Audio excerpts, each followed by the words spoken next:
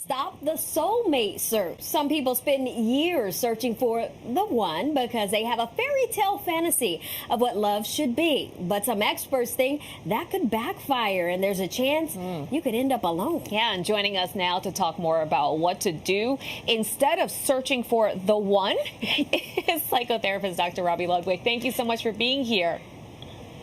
Thank you so much for having me. What a great topic this is. Yes. All right, so let's dive right in here. What is it about finding the one that is so intriguing for some people?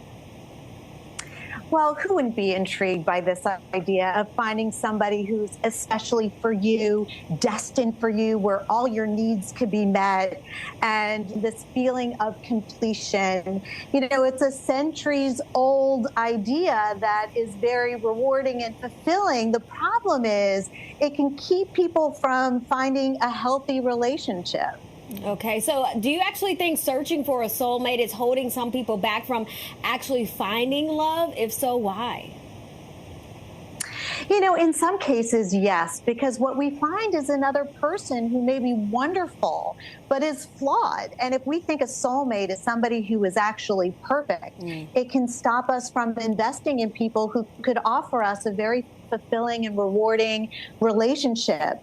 And in some cases, someone who is drawn to another person, it might be due to some unhealthy characteristics. So it can keep people in relationships that are actually toxic and unhealthy.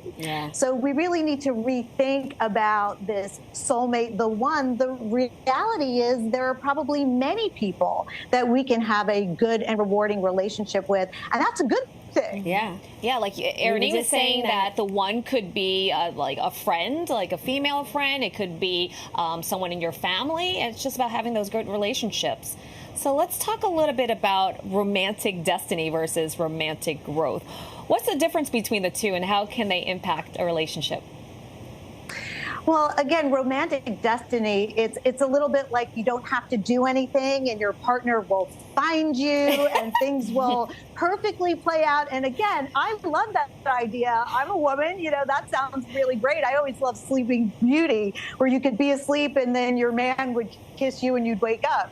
But romantic growth is really about you showing up in a healthy psychological space so that you can be with somebody who is also healthy for you. It's about working together on developing and growing. And that's really what a partnership, a romantic partnership, is all about.